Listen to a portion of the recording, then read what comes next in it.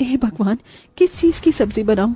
आज तो रसोई में एक भी तरकारी नहीं है और बिना तरकारी की पांचों खाएंगी भी नहीं।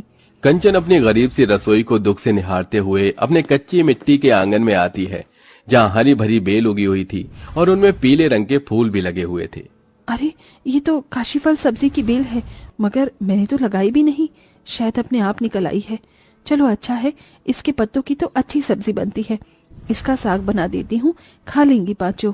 कंचन काशीफल की बेल में से ताजे ताजे पत्ते तोड़कर मिट्टी के चूल्हे पर खाना पकाने लगती है।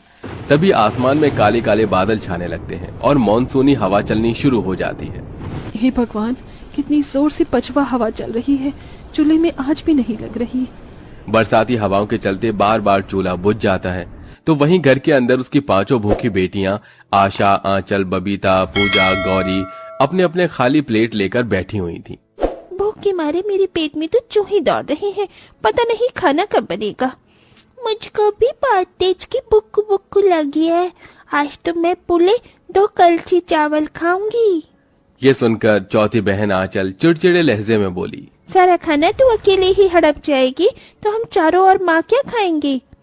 वही तो, चुहिया सा तो पेट है तेरा, 2 कड़छी चावल खा जाएगी। पहले कितना सही था, जब ये माँ का दूध पीकर रह जाती थी, तब हम चारों बहनों को पेट भरकर खाना तो मिलता था। लेकिन जब से ये भी खाना खाने लगी है, हमको थोड़ा थोड़ा ही खाना नसीब होता है। गरीबी के चलते गौरी, आंचल और बबीता नन्ही पूजा के खाने पर कुरकुराने लगती हैं। तभी चारों में सबसे बड़ी आशा उन्हें समझाती हुई कहती है, ऐसे नहीं बोलते, पूजा हमारी छोटी बहन है। तुम लोगों को पता है, इसे थोड़े अनाज के लिए माँ जमींदारों के खेतों में दिन दिन भर भूखे प्यासे काम करती है। पिताजी तो कमाते धमाते भी नहीं है, हमारा पेट माँ ही भरवाती है। पांचों बेटियों में आशा ही अपनी गरीब माँ की मेहनत और कष्टों को समझती थी। कंचन किस्मत की मारी वो गरीब माँ है जिसकी शादी रमेश से हुई। रमेश को बेटे की इच्छा थी, मगर उसी गरीबी में कंचन को 5-5 बेटियां हो गईं, जिसकी चिढ़न में रमेश कमाना छोड़ देता है और दारू के नशे में पड़ जाता है। मजबूरी में कंचन 100 रुपए 50 रुपयों के लिए जमींदारों के खेत बोने का काम करती थी, ताकि वो अपनी 5 बेटियों का पेट भरवा सके। थोड़ा थोड़ा करके वो अपनी 5 बेटियों को खाना परोसती है। माँ, ये तुमने हरा हरा क्या बनाया है? ये तो एकदम गोबर जैसा लग रहा है। मैं नहीं खा रही, मैं नहीं खा रही हूँ। मुझको भी नहीं खाना, नहीं खाना। मेरे लिए आलू की सब्जी बना दो। तुम हमको हमेशा ये घास फूस खिलाती हो माँ, कभी हमारे लिए पागल पनीर नहीं बनाती हो? उसे पागल पनीर नहीं, पालक पनीर कहते हैं, तोतली कहेंगी। एक तरफ जहाँ गरीबी मुंह बाए खड़ी थी, वहीं अपनी बेटियों के मन में अच्छा अच्छा खाना खाने की ख्वाहिश को देखकर उस गरीब दुखियारी माँ का बहुत दिल दुखता है। मुझे माफ कर दो मेरी बच्चियों, मगर मैं क्या बनाती, घर में एक भी सब्जी नहीं थी, बस यही था। कोई बात नहीं माँ, हम ये भी खा लेंगे, ये भी तो खाना ही है। अच्छा, तो मैं खेत में जा रही हूँ, बारिश का मौसम है, तुम पांचों घर में ही रहना।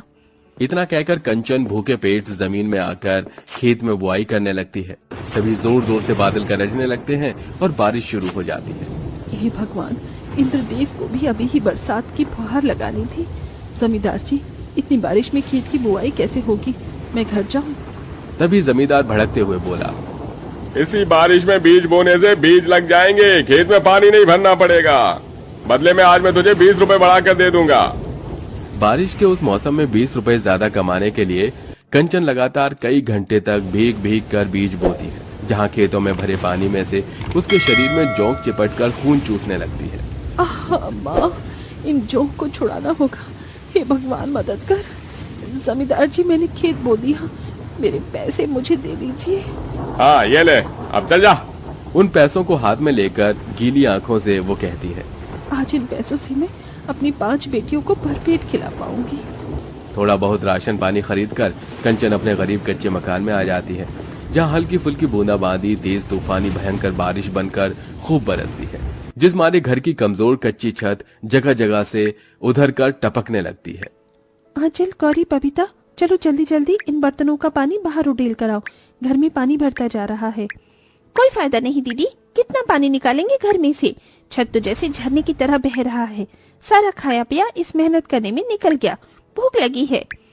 पता है, हमारे अड़ोसी पड़ोसी के घर में तो इस बारिश के मौसम में चाय पकौड़े बन रहे होंगे, मगर हमको तो सिर्फ घास फूस ही मिलता है। तभी दरवाजे से कंचन आंसू पोंछ कर अंदर आती है। चिंता मत करो, आज तुम्हारी माँ तुम्हें घास फूस नहीं खिलाएगी। देखो मैं बेसन और चावल लाई हूँ, आज कड़ी चावल बनाऊंगी और खिलाऊंगी और पकौड़े भी बनाऊंगी।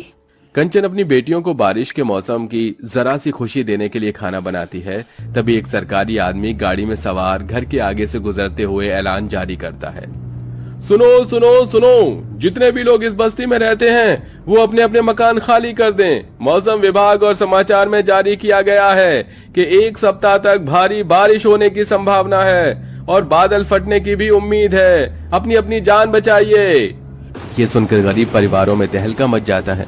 सब अपने अपने यातायात के साधन से जल्दी ही जगह खाली करके चले जाते हैं। मगर इतने में ही बारिश का पानी बस्ती में भर जाता है और जोर जोर से बिजली चमकने लगती है, जिससे कंचन की 5 बेटियां डर जाती हैं। माँ, मुझको बिजली की आवाज से बहुत डर लग रहा है, आंचल में छुपा लो ना। माँ, बरसात का पानी तो हर जगह फैल गया है, अब हम यहाँ से बचकर कैसे निकले? डरो नहीं आशा, मैं हूं ना। चलो एक दूसरे का हाथ पकड़कर चलो, और कुछ भी हो जाए एक दूसरे का हाथ नहीं छोड़ना, साथ नहीं छोड़ना। डरते हुए वो गरीब माँ अपनी 5 बेटियों के साथ बारिश के कहर में बढ़ती जाती है। जहाँ कभी उन्हें कांच चुभते तो कहीं बरसात के संग में गिरते ओलों से चोट लगती और बाढ़ में तैरती लाशें भी दिखती। किसी तरह अपनी 5 बच्चियों को बचाकर वो एक ऊंचे हिस्से में पहुंच जाती है। तभी बादल फट जाता है, जिससे सबके घर जलमग्न हो जाते हैं और वहीं गरीब बेटियों का हाल अब भूखे से बेहाल सा हो चुका था। माँ, कुछ खाने को दे दो, बहुत जोर की भूख लगी है, मैं रूखी सूखी रोटी भी खा लूंगी। माँ, मुझको भी भूख लगी है। हे भगवान, कोई तो रास्ता दिखा, क्या खिलाऊं मैं अपनी बच्चियों को, और कितनी परीक्षा लेगा। तभी वो कूड़ेदान में हरी हरी साग उगा देखती है, जिससे उस गरीब माँ को अपनी भूखी बेटियों को खिला पाने की आस दिखती है। और कोई चारा नहीं, मुझे अपनी बेटियों को ये घास की रोटी ही खिलानी होगी। कूड़ेदान में उगे मेथी, पालक और कुछ हरी नरम नरम घास को तोड़कर कंचन इधर उधर से 4 ईंट इकट्ठी करके चूल्हा बनाकर घास की रोटी बनाकर उन्हें खाने को देती है। तभी बरसात शुरू हो जाती है। हे भगवान, ये बारिश भी ना, सर छिपाने के लिए कुछ तो करना होगा। कंचन कचरे में एक पुराना फटा हुआ तिरपाल देखती है, जिसे लेकर वो 5 को उड़ा देती है। कई दिनों की भूख से जूझती बेटियां हबड़ हबड़ करके वो घास की रोटियां खाने लगती हैं। कैसी बनी है घास की रोटी, अच्छी नहीं लग रही है ना स्वाद में। माफ कर दो अपनी मजबूर माँ को। मैंने तो अपनी जिंदगी में कभी सुख भोगा भी नहीं, लेकिन दुख तो इस बात का है कि तुम 5 को भी इस बारिश में दुख झेलना पड़ रहा है और ये रूखा सूखा खाना पड़ रहा है। माँ, भूख में तो रूखा सूखा भी अमृत लगता है, ये क्या कम है जो इस बारिश में हमको ये घास की रोटी भी नसीब हो गई। और ये घास की रोटी बहुत ही करारी और स्वाद बनी है, हम सबको अच्छी लगी। हाँ माँ, मैं तो पूरी 2 घास की रोटी खा गई। माँ, अगर इस बारिश के मौसम में हम ये घास के पकौड़े बनाकर बेचें तो इतने पैसे तो कमा लेंगे कि 2 टाइम खाने की दिक्कत नहीं आएगी। मंजली बेटी गौरी की कही बात सबको सही लगती है और अब कंचन अपनी 5 गरीब बेटियों के साथ बारिश के मौसम में घास के पकौड़े बेचने लगती है, जिससे खाने वालों की भीड़ जमा होने लगती है। अरे भाई वाह, आज तक आलू प्याज पालक के पकौड़े खाए थे, मगर इस बारिश के मौसम में इस घास के पकौड़े का स्वाद सबसे बढ़िया है। अरे हाँ भाई, 10 रुपए में घास के 10 पकौड़े खिलाती हैं ये गरीब माँ बेटी। साथ में चटनी भी देती हैं, और क्या चाहिए आज के टाइम में, आता ही क्या है। और इस तरह बारिश के मौसम में गरीब कंचन अपनी 5 बेटियों के साथ संघर्ष करके अपनी जिंदगी को ठीक कर लेती है और थोड़े थोड़े पैसे जोड़कर एक पक्का छोटा मकान बना लेती है, जिसमें उन्हें बारिश के मौसम में दर बदर नहीं भटकना पड़ता।